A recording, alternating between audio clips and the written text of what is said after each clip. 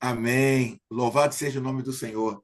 Vamos iniciar mais uma noite de quinta-feira, uma jornada, aprendendo do Senhor com nossos irmãos aqui, louvando a Deus por mais a possibilidade de aprendermos com o Senhor. Oremos. Senhor, te louvamos. Muito obrigado, porque tu é maravilhoso, tu é fiel, tu é o Deus que nos cuida de nós, tu é o Deus que nos dá a sensatez, tu nos dá a intrepidez, tu nos dá coragem, tu nos dá vida, nos dá tudo, Senhor. Que seria de nós sem a tua presença, sem os teus cuidados? Por isso nós te louvamos, te agradecemos nessa noite, que tu possas abençoar o professor, para que possamos aprender mais um pouco da tua palavra.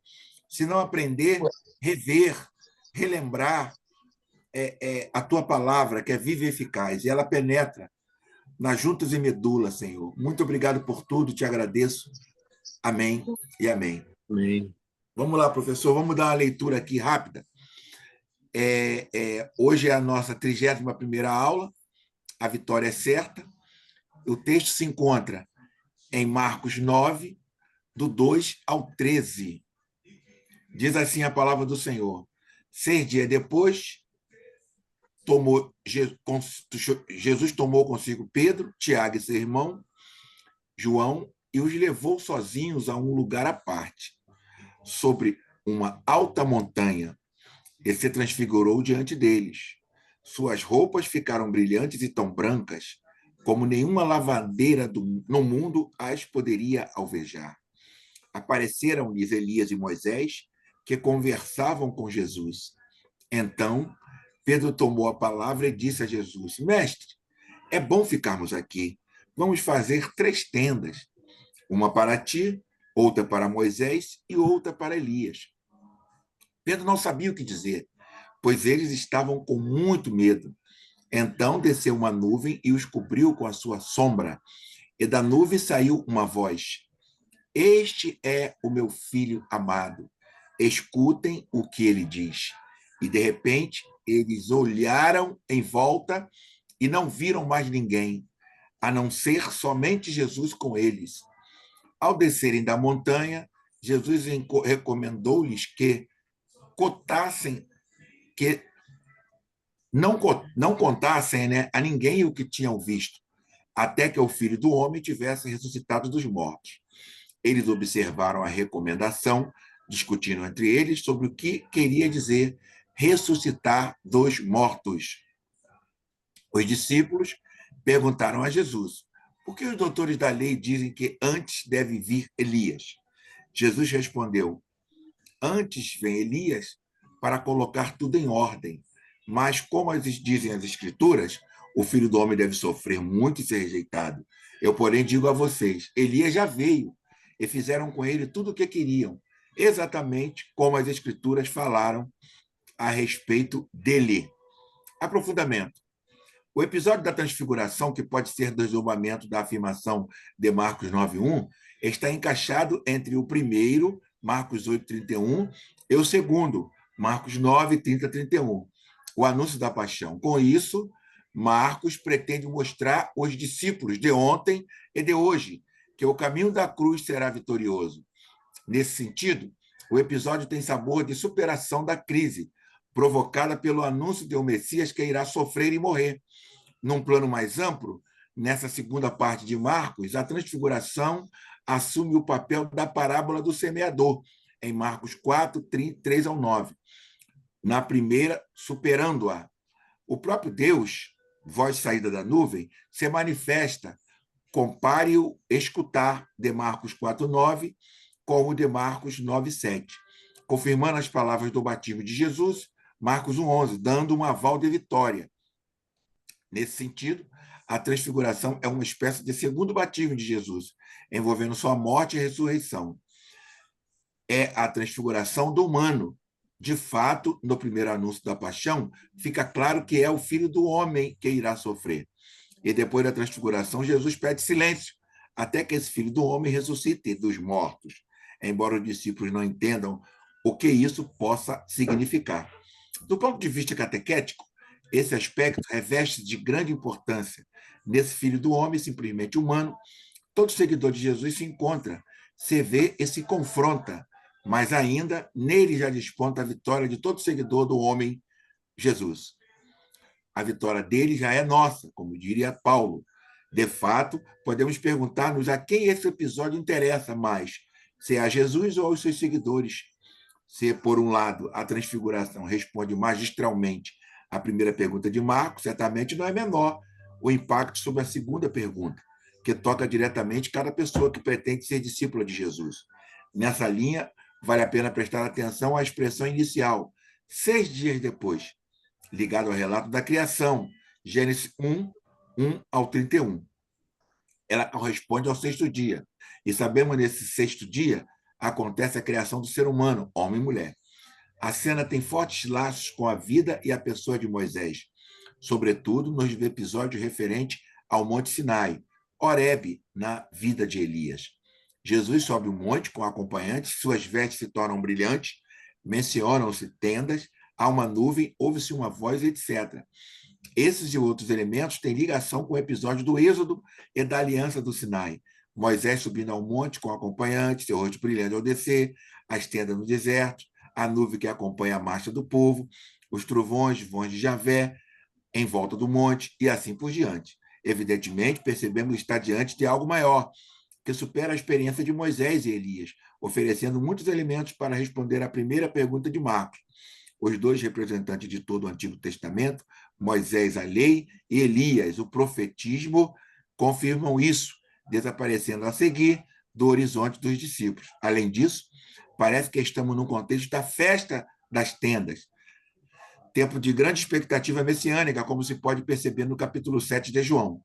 No passado, Moisés e Elias conversaram com Deus, agora conversam com Jesus. E isso reforça o que estamos dizendo. É interessante ainda perceber que, no fim, Moisés e Elias desapareceram e os discípulos veem somente o essencial Jesus, o único, Filho amado. O retrato dos discípulos, todavia, é bem outro e aparecem 5 atitudes: 2 de Pedro, esperar no Messias dominador, tendas e não saber o que dizer, e 3 de todos eles, ter medo, não entender o ressuscitado dos mortos, não aceitar a morte do Messias. A solução para ele está em escutar o Filho amado, sinal de que devemos, daqui para frente, prestar bem atenção ao que Jesus lhes irá dizer. Escutar era um convite cotidiano, embutido na oração da manhã de todo judeu. Escuta, Israel, Deuteronômio 5:1. Além disso, aquele que deve ser escutado é definido como filho amado. Essa expressão faz pensar na figura do servo Javé. Compare com Isaías 42:1. Servo sofredor. Escutar o servo sofredor, eis o desafio. A pergunta sobre Elias vai nessa direção. Ser como se acreditava por influência do ensino dos doutores da lei. Aliás, devia preceder o Messias, preparando as pessoas para acolhê-lo, como seria possível o Messias sofrer. Jesus responde que Elias veio na pessoa de João, e o leitor de Marcos já conhece o desfecho da sua profecia. Compreende-se, portanto, por que a morte de João Batista aponta para a de Jesus. Ser discípulo de Jesus é discípulo de doutores da lei, são posturas irreconciliáveis. Não se pode esquecer que os doutores da lei estão entre os responsáveis pela morte do Filho do Homem, de acordo com o primeiro anúncio da paixão. Desde o primeiro milagre, o povo distinguia bem as coisas. Os discípulos custam a se desfazer da ideologia dos doutores da lei. Por favor, professor. Amém. Boa noite, meus irmãos, a graça e a paz. Estão ouvindo bem? Esse é um relato teológico muito importante que os evangelhos apresentam, né? A gente conhece esse relato como a transfiguração de Jesus. Eu achei bem interessante o título que foi escolhido pelo editor do material, que é A Vitória é Certa, né? A Vitória é Certa. Como o irmão Isaías leu, esse texto ele é muito bem construído, então ele tem vários significados ao longo aí do da nossa leitura. É um texto que ele é muito bem trabalhado, então cada palavra, cada expressão contém um significado teológico para as comunidades e para nós, os leitores de hoje, que a gente deve tomar a atenção. 6 dias depois, Jesus tomou consigo Pedro, Tiago e seu irmão João e os levou sozinhos a uma parte sobre uma alta montanha e se transfigurou diante deles. Geralmente as pessoas dizem, né, que Pedro, Tiago e João eram as pessoas mais próximas de Jesus. Eles eram os discípulos de confiança e aí tiveram esse privilégio. Já outros comentaristas, como Alberto Maggi, ele diz que esses três eram os três discípulos mais difíceis. Eles eram aqueles que precisariam ter um cuidado maior do Senhor na questão do aprendizado, né? E no caso, se esses três são os que dão mais trabalho, quem seria, né, o discípulo que tinha uma maior intimidade com Jesus? Alguns vão dizer, tirando essa questão do discípulo amado do Evangelho de João, que é o Tomé, que é chamado de Dídimo, gêmeo, né? Ele pergunta, ele é gêmeo de quem? Alguns dizem até que ele era bem parecido com Jesus. Enfim, isso são questões especulativas, mas de fato Jesus ele não leva todos para o alto da montanha, ele leva esses três que são representativos ali da comunidade. E Jesus se transfigura diante dele. Essa mudança de forma é muito interessante. Aqui é um texto, né, onde se aborda, se mostra essa questão de uma divinização, de uma exaltação do Senhor Jesus. Talvez esse seja o texto mais profundo dos relatos evangélicos acerca do ser de Deus, porque aqui é uma passagem totalmente construída, elaborada, para que a gente veja essa dimensão. Você vai pegar ali dois ícones, né, que vão aparecer ali diante de Jesus, Jesus transfigurado, e os discípulos diante dele. O local da montanha, que é o local do encontro com Deus, e a voz de Deus. Então é um cenário completo. Ali é como se fosse um resumo de toda a Escritura condensada numa passagem única. É muito interessante essa passagem. Suas roupas ficaram brilhantes e tão brancas como nenhuma lavadeira no mundo as poderia alvejar, né? Que construção bonita desse texto. É de uma pureza, de uma luz, de algo tão chamativo que é uma linguagem hiperbólica, né? Nenhuma lavadeira no mundo poderia alvejar essa roupa. Ela tem um brilho que ninguém na Terra consegue produzir. Então, se diz, né, aqui o texto está afirmando que essa experiência é uma experiência que não pode ser produzida na categoria humana, que essa transfiguração, né, essa roupagem ali de Jesus, ela tem uma dimensão única, especial. Apareceram-lhe Elias e Moisés, que conversavam com Jesus. Esse texto é muito legal, né? Aqui, nessa passagem, não fala o assunto, mas se você pegar o Evangelho segundo Lucas, vai falar que eles conversavam com Jesus acerca do seu êxodo, da sua partida. E é muito legal, porque esse contexto do êxodo, né? E tem a figura de Moisés aqui também, eles abordam o destino, a destinação de Jesus, o seu êxodo, a sua partida. E aí a gente pode ficar imaginando, né? Como é que Moisés e Elias, eles sabiam acerca disso, né? Como é que eles já falavam isso? É claro que aqui é uma simbologia, uma representação, trata-se de uma visão, onde as escrituras, né, representadas ali por Moisés e Elias, falam acerca da morte de Jesus, da sua partida, desse evento maravilhoso. E é muito bonito porque num evento como esse, né, de um episódio de transfiguração todo especial, qual que é o assunto da transfiguração, da glorificação de Jesus? É a sua cruz. Isso segue a linha aqui, né, de Marcos, onde a gente só conhece a identidade de Jesus, a gente só pode falar de Jesus mediante a sua cruz. Então, toda vez que fala da glória de Deus, da glória de Jesus, da glória do Filho de Deus, vai apontar para a cruz. Então, nesse ambiente aqui totalmente maravilhoso, único, é indescritível, o assunto é a cruz. O assunto é a glória de Jesus e a sua partida. Então, isso nos dá a lição de que as escrituras elas apontam para esse evento que é o evento mais importante de todos os tempos, né? A morte e ressurreição do Senhor Jesus. Por isso que o título foi muito bem escolhido. A vitória ela é certa. Então Pedro tomou a palavra e disse a Jesus: Mestre, é bom ficarmos aqui. Vamos fazer 3 tendas, uma para ti, outra para Moisés e outra para Elias. Alguns comentaristas dizem sobre essa ordem, né? Que a pessoa ali mais importante naquele momento, na boca de Pedro, era Moisés, porque Moisés está no meio, né? Uma para ti, outra para Moisés e outra para Elias. Então você imagina, o contexto ali vai mostrar, né, que a situação estava complicada ali embaixo. Aí, um jovem possesso, os discípulos não conseguiam expulsar, mas ali Pedro, nesse momento, a gente também não deve criticá-lo, né, porque ele está ali diante de uma situação única.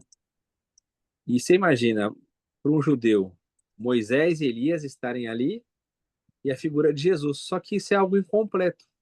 Ele ainda está conhecendo a pessoa de Jesus, mas é algo incompleto por quê? Porque ele equivale Jesus aos dois, e nessa questão da primazia, Moisés está no centro, né? Então, ele quer fazer 3 tendas. É uma proposição que aparentemente pode ser legal, pode ser boa, mas que não tem nada de divina, não tem nada de revelacional, não tem nada de proposição para o evangelho. Era, um, era uma visão que ele tinha e essa visão ela estava obstruída. Olha só como é interessante o texto fala. Pedro não sabia o que dizer, pois eles estavam com muito medo, né? Então, ele não sabe o que falar diante dessa situação, ele fala uma bobagem, ele fala algo que não tem sentido porque ele não sabia o que ele tinha que falar.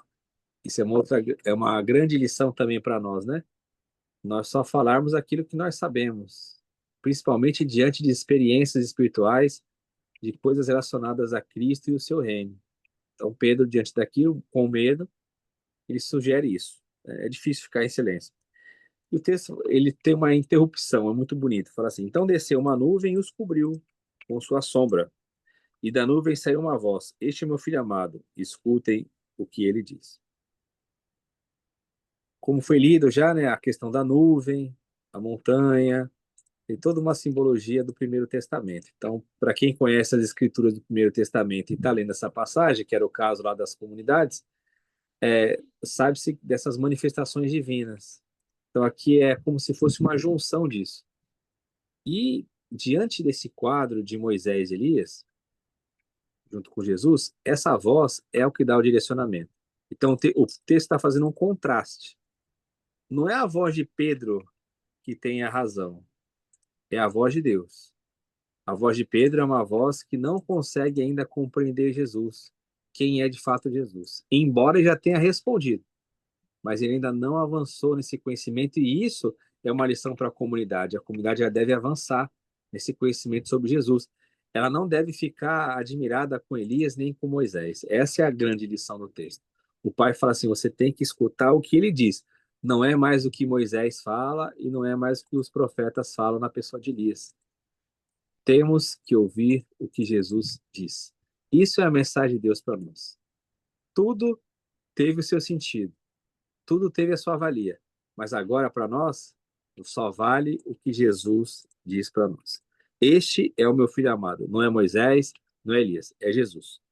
Este é o meu filho amado, escutem o que ele diz. Não é para você falar, Pedro, não é para vocês ficarem propondo nada. No reino de Deus, nós não temos que propor nada, nós não temos que trazer a nossa opinião. No reino de Deus, a gente não tem que dar pitaco. No reino de Deus, nós temos que ouvir Jesus.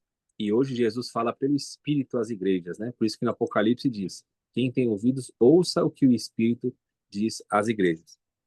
E de repente, eles olharam em volta e não viram mais ninguém, a não ser Jesus com ele.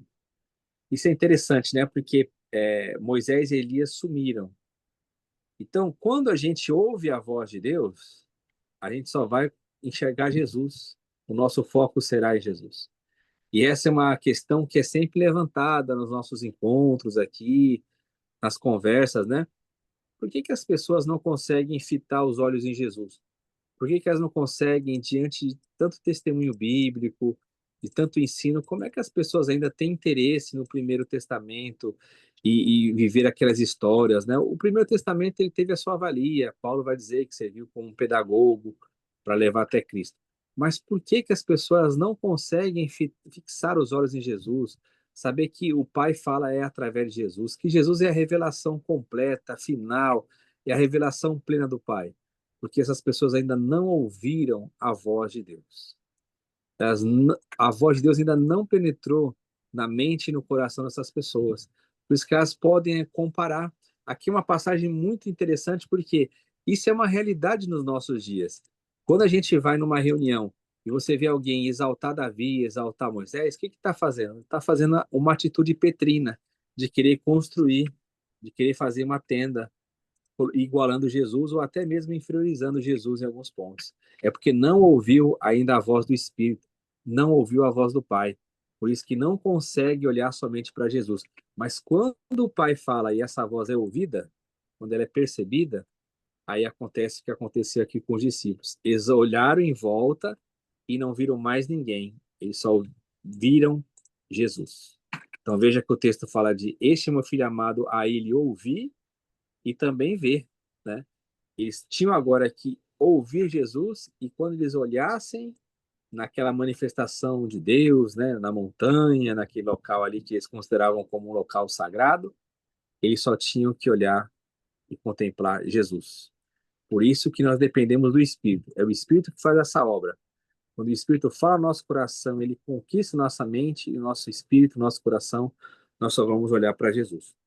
Ao descer da montanha, Jesus recomendou-lhes que não contassem, né, a ninguém o que tinha visto, tem um até, que o Filho do Homem tivesse ressuscitado dos mortos. Eles observavam a recomendação, discutindo sobre eles o que queria dizer ressuscitar dos mortos. Veja como o conhecimento deles ainda é incompleto, né? Porque os discípulos perguntaram a Jesus: por que os doutores da lei dizem que antes deve vir Elias? Jesus respondeu: antes vem Elias para colocar tudo em ordem. Mas, como dizem as Escrituras, o filho do homem deve sofrer muito e ser rejeitado. Olha que interessante. A questão ali de Moisés e Elias, né?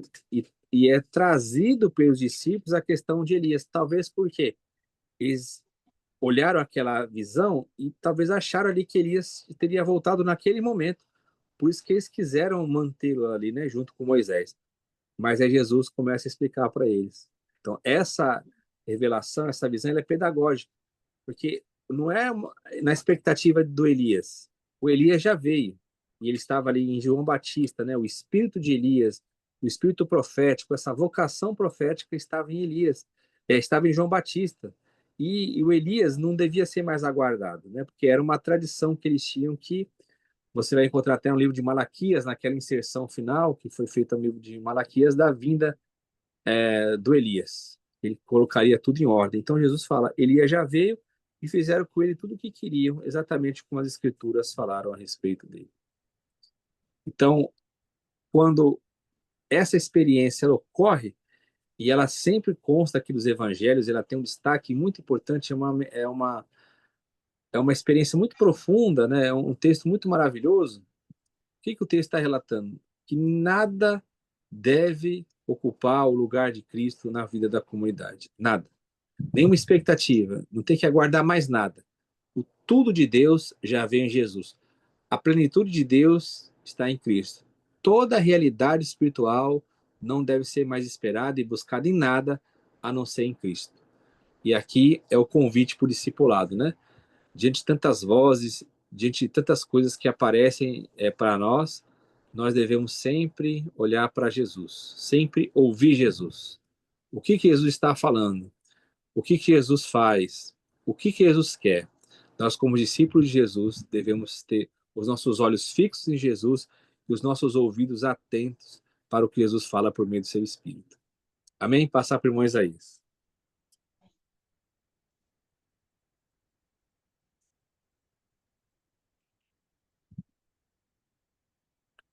Está fechado o som, Isaías. Louvado seja Deus, louvado seja o nome do Senhor. Muito bom, professor, muito bom. E como o professor falou, essa é uma das lições muito importantes que nós estamos tendo ali com essa judaização, né, que a igreja vive hoje, né?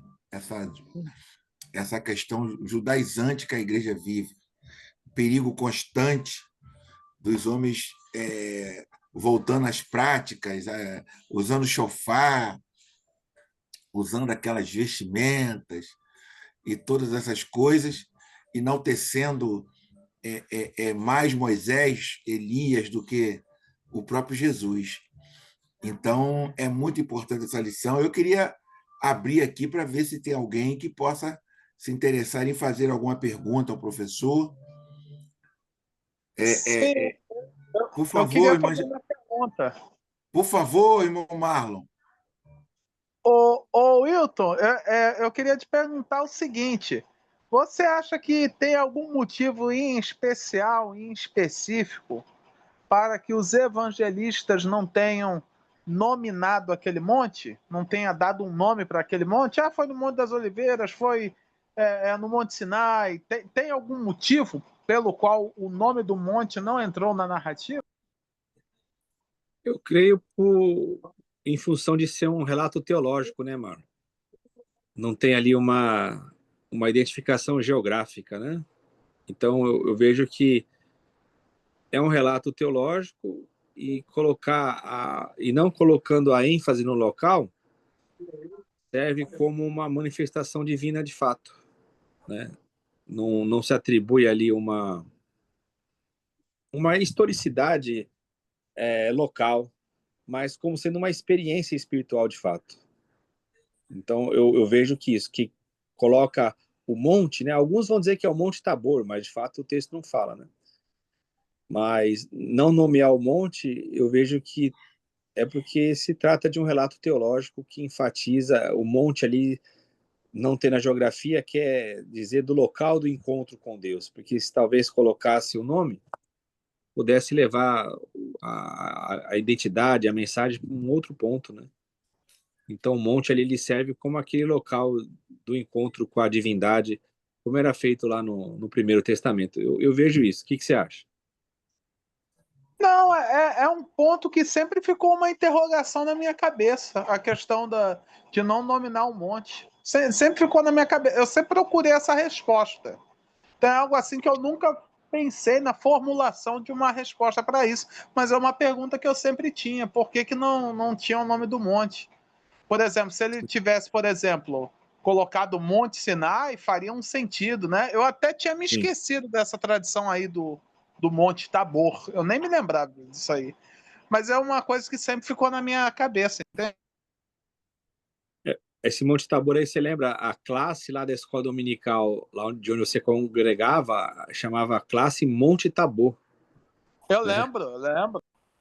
Aí havia essa tradição aí, né, de que lá era o Monte Tabor. Até alguns comentaristas falam de fato, mas não tem nada certo sobre isso.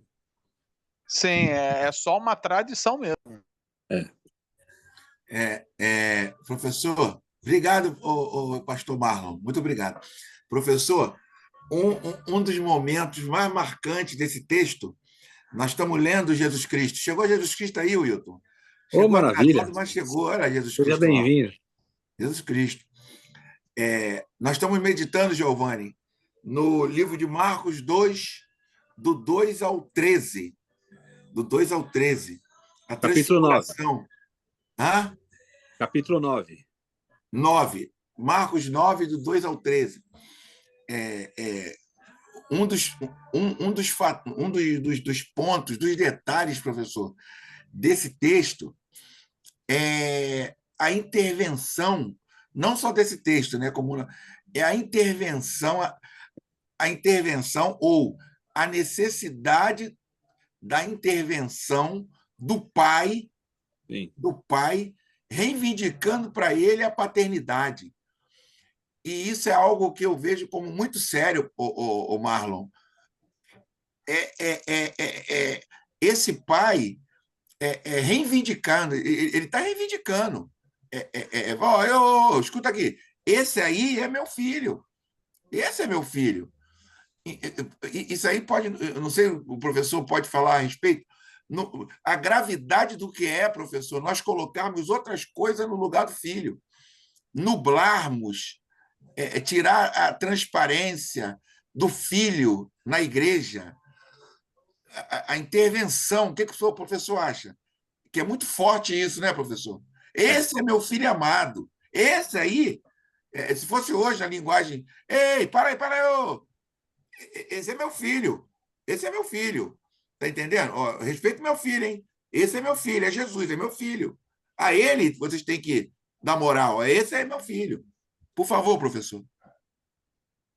Se a gente observar nos relatos evangélicos, onde há essa intervenção, ela ocorre em dois momentos chave que, que poderiam levar as pessoas a observarem ou até seguirem outras pessoas além de Cristo.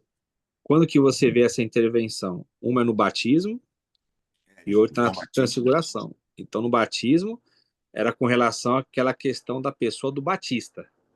Isso. Porque como ele era mais velho, como ele batizou Jesus, poderia ter a disposição de até segui-lo no lugar de seguir a Cristo. Por isso que os Isso. evangelhos sempre, quando comparam Jesus com João Batista, fazem aquele rebaixamento de João e eleva Jesus. E esse momento aí também, então você vê, são com figuras chaves. Aí você vê, eram pessoas que para o povo daquela época, eram pessoas do mais alto calibre espiritual, né? João Isso. Batista e Moisés e Moisés, Elias. Elias, e o foco é Jesus. Aí você imagina hoje que você vê pessoas aí que não têm esse calibre espiritual tendo a atenção de Jesus, que era devida, né, a Jesus. Você imagina o que o Espírito tem que falar hoje, né? Que as pessoas estão tão perdidas ali. Você vê Pedro andando com Jesus, ele tem essa dificuldade ali, e que para. Aí o pai para isso.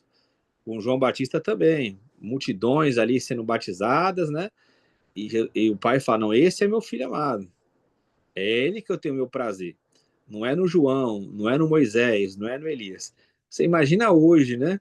Como que o pai ficaria irado com isso, né? Não Porque é, professor? você vê os destaques, as coisas que estão ocupando o lugar de Jesus. É, é. As programações das igrejas, elas são totalmente voltadas para o Velho Testamento. Sem dúvida. Totalmente. Elias, o cara prega sobre Elias. Vou pregar sobre Elias o mês todo. Hoje eu vi uma pregação sobre. Ai, meu Deus. Acho que foi Davi, hoje, a pregação de manhã que eu vi do colega. Pô, o cara não falou Jesus um minuto, professor. Quando ele É fala o, muito, ele fala em Deus, ele fala Deus. Mas o do filho ele não fala, entendeu? E eu estou ali aguardando o cara pregando, pregando. E Davi estava angustiado, Davi. E o cara não fala, não é fala. o, se você olhar, Isaías, o Marlon até pediu para falar, é o que o Marlon está pesquisando aí no mestrado, né, a teologia do domínio. Então, a pessoa pergunta para mim assim, essa pregação ela é bíblica? Eu falo, ela é bíblica, mas ela não é cristã. Exatamente. Exatamente. E quando você fala isso, antes do Marlon falar, quando você fala isso para alguém, eu falei para um amigo meu que o Giovanni conhece, que é um amigo Wagner, guitarrista, um cara também crente a vida toda. Você fala assim, ó, a Bíblia, ela ela tem, ela é toda revelada, etc, mas nem toda a Bíblia é cristã. Exato. Isso assusta a pessoa. A pessoa Assusta. assusta e ela te xinga, ela quer até te bater. Porque para ela pregar a Bíblia é isso, é abrir em qualquer texto que está escrito na Bíblia e pregar. Aí você fala, não, mas Exatamente. esse. E Cristo? Nós temos que falar a palavra que é Cristo. Por favor, pastor Marlon. Eu estava lembrando aqui do meu avô, Wilton. Meu avô ele me ensinou uma coisa que hoje em dia se tornou obsoleto. Sabe o que que era? Vou te É, falar aqui. Ele dizia o seguinte: eu perguntei, vô, qual é a diferença da igreja evangélica para a igreja católica? Sim. Aí meu avô me dizia o seguinte: a diferença da igreja evangélica para a igreja católica é que a igreja católica fala em Deus e em Maria, e nós falamos em Jesus. É Para a interessante. gente ver como isso mudou, né? Mudou. Essa realidade não existe mais na igreja evangélica.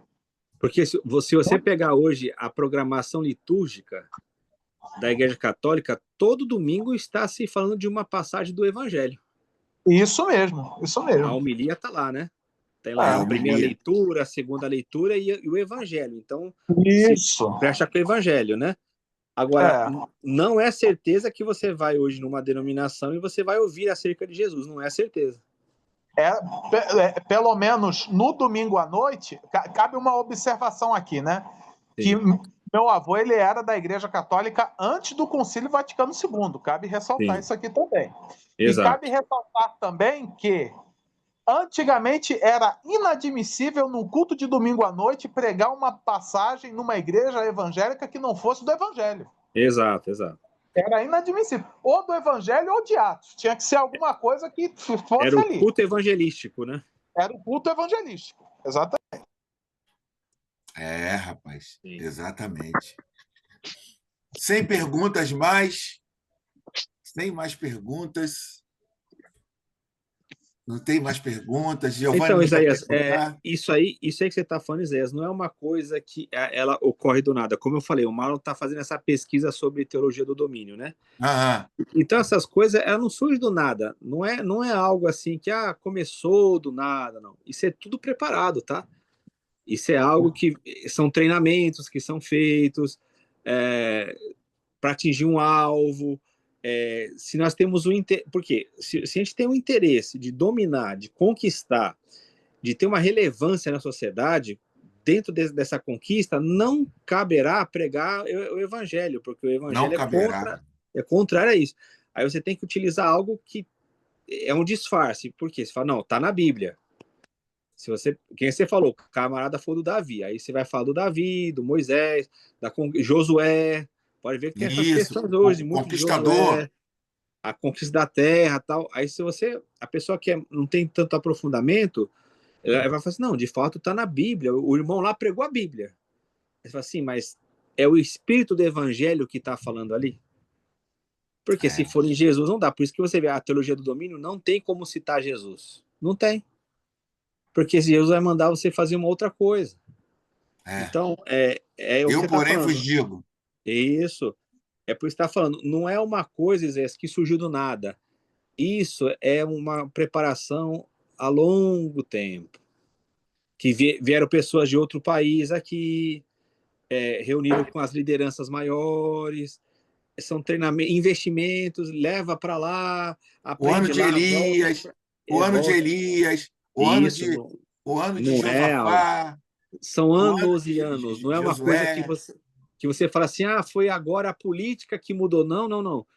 A política agora é reflexo daquilo que eles ambicionaram lá atrás. É, Eles não tinham tido a oportunidade de ter alguém lá. Tentaram. é, Tá hoje aí, não vou citar nome. O é, Marlon me mandou, depois de 5 minutos você me mandou. é. Os mesmos caras que estavam falando mal do político há um ano, agora estão lá levando uma Bíblia para ele, fazendo. Tudo bem, é para fazer oração? É, tal. Mas não é essa bobagem, né? Não é essa inocência que tá lá, tá levando uma Bíblia para o homem se converter. Não, não imagine que é isso. É algo bem formulado, é algo que fala assim, para onde que está pendendo agora? Esse mesmo grupo que está lá representado pela liderança, em eleições passadas, eles apoiaram uma senhora, e essa senhora Exatamente. ganhou. Depois foram contra essa senhora. Depois apoiaram outro senhor, depois a outro senhor, agora é esse. Então não é algo que você fala assim, não, é uma coisa pura, que é a conversão do político. Não, não pense isso. Essa teologia do domínio, ela tem que entrar na política para que haja esse crescimento mesmo. Que para eles é o seguinte, a gente tem que dominar no mesmo padrão lá do Gênesis, que é dominar a terra, possuir. E não é no sentido positivo de você falar assim, não, a melhoria do mundo, porque nós vamos melhorar as relações. Então você vai pregar o evangelho, o Isaías agora vai ser um cara mais humano, ele vai pensar no bem do planeta, no bem das pessoas. Não, não é isso não. É dominação mesmo, poder, poder, poder. É o poder de É como se fosse uma volta à Idade Média, mas com a tecnologia de hoje. É isso. Teologia do domínio é isso. É voltar para aquele padrão medieval de clero, Estado e o povo. Leigos. É isso. Entendeu? Isso. Inclusive, para vocês terem noção de como uma coisa, o Wilton tá.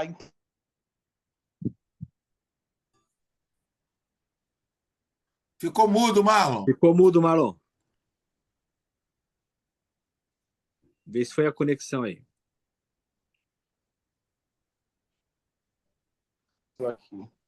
É a conexão dele. É a conexão. Estão me ouvindo agora? Agora tá. Voltou. Deu ruim aqui. Então, para os irmãos terem noção que é uma questão complicada, a própria teologia do domínio diz que a Constituição deve voltar a ser o de Moisés. Exato. Entendeu? Deve ser o quê? Deve voltar para o padrão da lei de Moisés. Jesus. Mas você já vê isso, Isaías, em algumas comissões, eu acompanho bastante, né? Eu sempre converso com o Mário. Por exemplo, hoje eu estava fazendo aqui o trabalho, eu deixei no YouTube para ver lá a CPMI que está acontecendo até agora. Está tendo lá a CPMI lá do INSS, isso, né? Isso. Se você observar, já existem ali falas onde a pessoa levanta a Bíblia e ela fala assim, ó, o que manda aqui nesse país é a Bíblia. Exatamente. Para quem é cristão, fala, olha que coisa nobre, mas não é esse sentido, é isso que eu falo, não é esse sentido. Não é que a Bíblia, não é o valor da Bíblia. É uma mensagem que eles mandam.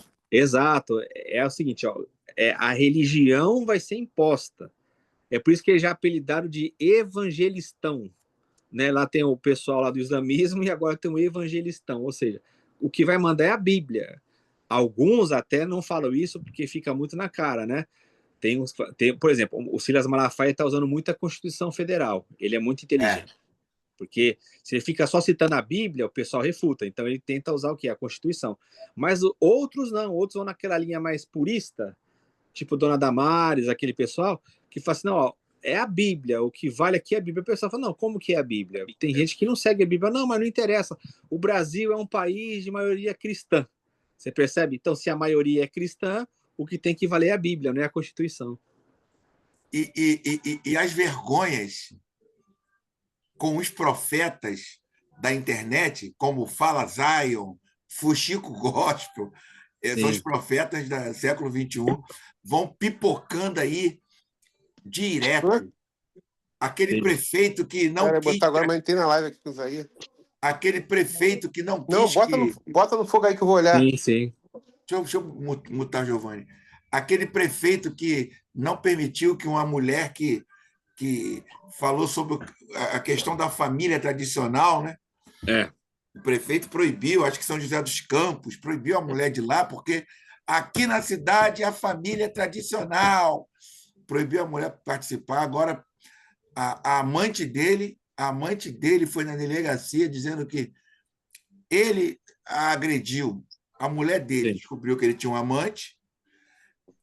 Aí a mulher dele botou a boca no trombone, o prefeito. Agora a amante que estava escondida foi na delegacia dizer que o prefeito espancou ela. Quer dizer, Deus está pegando essa podridão toda. E para concluir a minha fala aqui, professor, o Marlon falando aqui dá medo de se isso acontecer no futuro. É uma igreja, é um poder de evangélicos em que o Brasil tem que ser evangélico.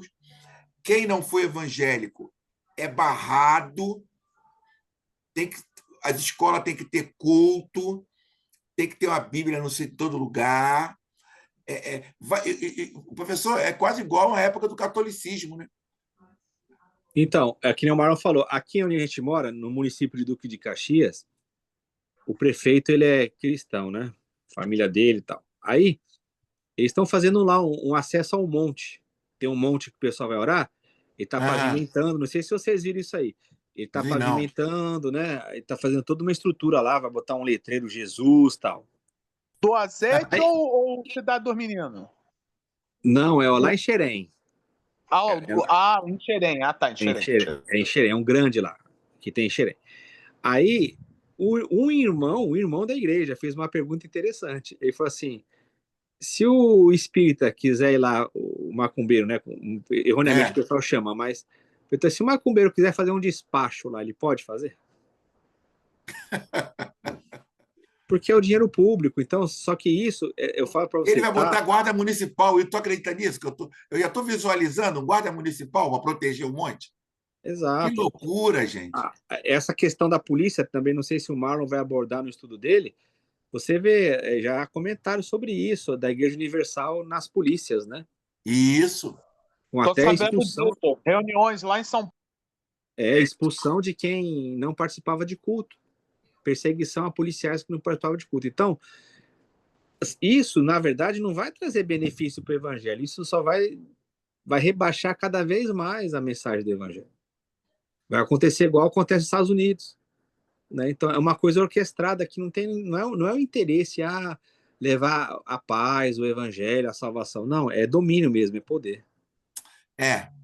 Louvamos a Deus. Alguém tem mais alguma pergunta a ser feita?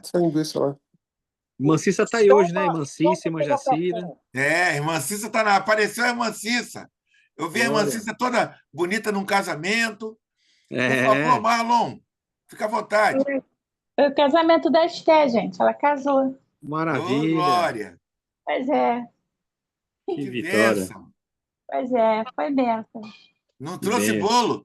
Trouxe bolo para a cantina hoje? Vai te comer bolo hoje na cantina? Para acabar tudo? Vou deixar vocês com água na boca agora. Obrigado, irmã Cissa. Fala, pastor Marlon. Isso, só uma colocação, né? Que eu achei engraçado que a teologia do domínio só faz menção de uma fala de Jesus e mesmo assim eles distorcem. Aquele versículo da grande comissão que Jesus, de Mateus, né? Que Jesus diz: ide fazer discípulos em todas as nações, batizando-os em nome do Pai, do Filho e do Espírito Santo. Sim. Eles alteram um versículo para dizer: ide fazer as nações discípulas. Para as nações serem discípulas. Discípulas. E não os discípulos nas nações. Só que eles são tão ignorantes que eles não. O próprio contexto já contradiz isso. Porque não se pode batizar nação, se batiza discípulo. Exato. Então eles forçam a barra para dizer que Jesus disse que era para dominar também. Eles fazem. Exato. Meu Jesus. Pois é isso. Oi. Fazer um comentário dentro disso que o irmão falou, da grande comissão. Deve. A Bíblia, no original, não manda batizar em nome do Pai, do Filho e do Espírito Santo. A Bíblia, no original, é batizar em nome de Jesus, de Yahushua. Essa batismo em nome do Pai, do Filho e do Espírito Santo, que o mundo quase todo faz, quase todo o mundo, foi uma distorção da Bíblia original. No original, não é em nome do Pai, do Filho e do Espírito Santo, é em nome de Jesus. Tem 8 ou 10 versículos que mandam batizar em nome de Jesus, e só esse aí, em nome do Pai, do Filho e do Espírito Santo, que foi errado, que é errado. E o próprio Ratzinger, aquele que morreu, que era... fez um livro também confirmando isso. O certo é em nome de... O batismo é em nome de Jesus, não é em nome do Pai, porque Pai não é nome, Filho não é nome, e Espírito Santo não é nome. Eu nunca ouvi falar sobre isso. Já ouviu falar, Marlon ou Wilton? Sim, deixa o Marlon falar. Sim. Fala, Marlon. Não, eu queria te ouvir primeiro, Wilton. Essa questão é bastante discutida, né? Sobre essa inserção em Mateus. Alguns dizem que não consta, de fato, nos manuscritos mais antigos. Outros vão alegar que ali não seria... qual que é a distinção, né? Que é feito batizar em nome de Jesus, como está lá em Atos, em vários textos, e no nome do Pai e do Filho, né? Alguns vão dizer que no nome de Jesus era a autoridade e na Trindade é a fórmula batismal, mas é uma questão bem complexa, como o irmão Alvacir falou, o Ratzinger, né? O Bento XVI lá, ele fala sobre isso, que essa expressão não constava. É mais uma coisa da tradição da igreja, essa questão do batismo trinitário. O Ratzinger veio confirmar, ele escreveu um livro explicando sobre isso, veio confirmar. O Sim. batismo correto é em nome de Jesus, não é em nome do Pai, do Filho e do Espírito Santo. Por favor, Marlon. Não, a informação que eu tenho é mais ou menos essas aí, que historicamente o batismo era em nome de Jesus. Agora se criou essa tradição aí através dali do Evangelho de Mateus. Eu teria que averiguar, ver a crítica textual, a crítica da redação nesse versículo. Agora, um dado aí que o irmão falou que eu não sabia, que o Wilton confirmou, é que o Ratzinger ratifica isso. Até depois, se quiser, se puder passar aí o nome da obra em que ele fala isso, não sei se é aquela obra Jesus de Nazaré, se puder me passar o nome da obra, eu me interesso. É um assunto que eu acho interessante. Eu não tenho, eu apenas sei que o Ratzinger ratifica isso, conforme você falou. Eu não sei, Ed. Eu não sei qual é o livro. Eu vou procurar, isso não é difícil de achar, não. Eu passo por lá. Eu descobri isso já há cerca de uns 12, 13 anos.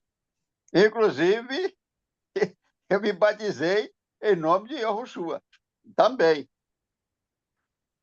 Isso é questão pessoal, né? É questão pessoal.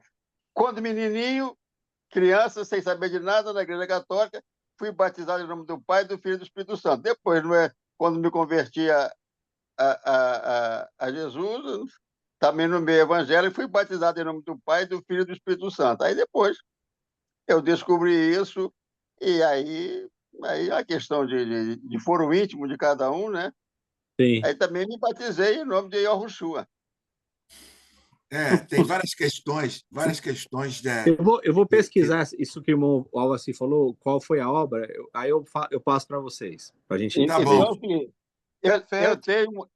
Eu tenho Bíblia traduzida direto do hebraico, que fala fazendo a imersão em nome de Yahushua, não é em nome do Pai, do Filho e do Espírito Santo. Uma das explicações é porque Pai não é nome, Filho não é nome, Espírito Santo não é nome. Essa é uma das explicações. Então, isso aí é a questão de versão errada da Bíblia em alguns versículos, né? Que tem outros versículos também de versão errada. Então, uma questão que não é boa para o evangelho do reino de Deus é um monte de versões. Nós temos cerca de 45 versões da Bíblia no nosso idioma português. Então, tem algumas questões como... Não é o caso aqui do nosso estudo, vou só fazer um comentário. Em Mateus 5,32 e 19,9, esse é o tema de um dos livros que escrevi, A União entre o Homem e a Mulher, a Luz de Deus. Nós temos 11 palavras-chave no mesmo versículo, nessas 45 versões diferentes da Bíblia. E só tem uma que é certa. As outras 10 estão erradas. Amém. Boa. Boa. Amém. Então, gente, agradecemos a participação de todos os irmãos.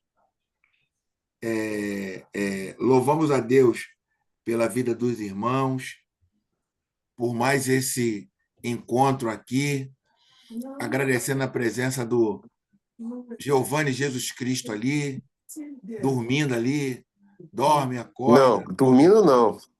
Não estou dormindo, não. Isso aí é calúnia, hein? Tá bom. Depois você vê a foto que eu te mandei aí. Ali eu fechei o olho, eu não dormi. Tava ligado, se eu tivesse... né? Tava ligado? Se eu tivesse dormido, o celular tinha caído, pô. Que isso? Tava ligado, né? Agradecer a irmã Jacira, a irmã Cissa, o irmão Marlon. Ô, Isaías. Oi, por favor, irmão Avassi, fica à vontade. Só vou citar assim, só uma coisa, eu não sei se você já viu essa Bíblia aqui, ó. Monoteísta. Ela é difícil de encontrar essa Bíblia aqui. Aí tem uma citação aqui que ele fala um negócio interessante, ó. Só para vocês verem. Ele fala, que a verdadeira forma é assim, ó. Ide, ensinar as nações, batizando-os em meu nome. Isso. Aí ele fala assim, como poderá ser visto nos tópicos abaixo, dentro dos escritos de Eusébio de Cesareia, contém 17 citações desse mesmo texto.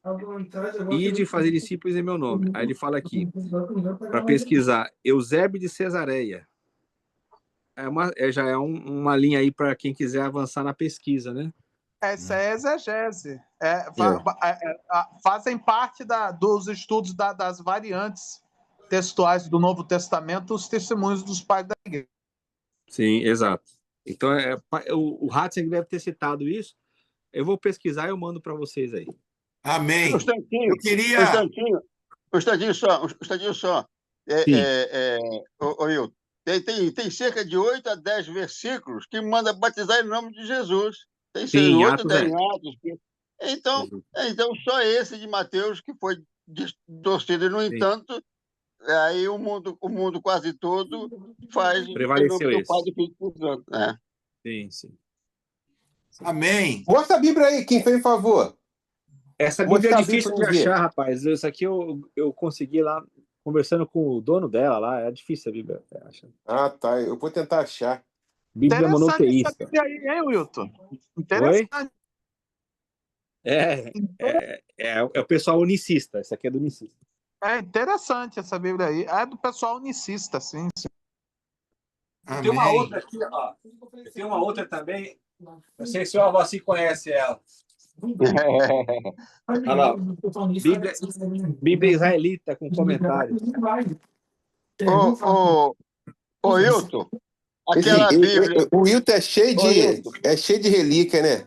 400 Bíblias. 400 Bíblias. Sim, Alvaci. Ô, Wilton, a Bíblia versão restauração, que não sei se você já conhecia, que você comprou também, não é isso? Comprei. Ela também fala batismo em nome de Yahushua.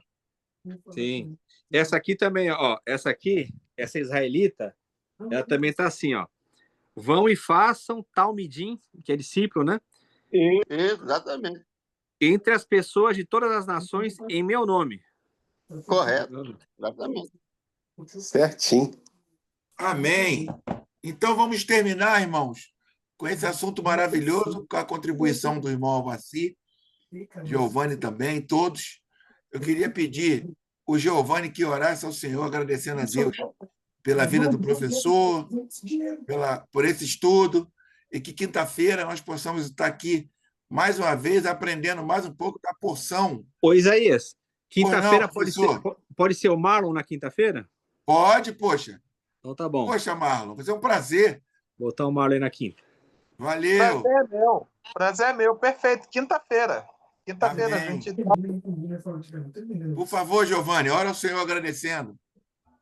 Senhor, meu Deus, meu Pai, nesse momento eu quero pedir a Ti que continue dando sabedoria, que Teu poder se manifeste em nossas vidas, Senhor Jesus, para que nós possamos continuar sendo, Pai, pessoas que levam a Tua palavra, que nós possamos nos dedicar, assim como o Kim, o Wilton e o pastor que está aqui conosco se dedicam, que nós possamos nos esforçar para que nós venhamos ser ferramenta, né, de Jesus na vida de outras pessoas.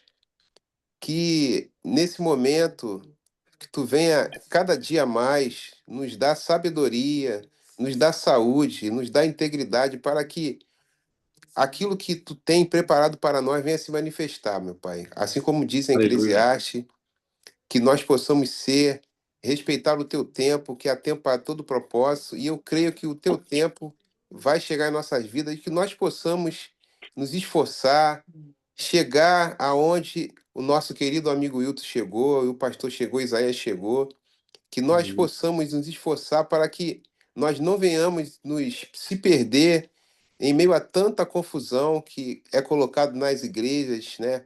Nessas igrejas aí, que nós possamos ser luz para essas pessoas.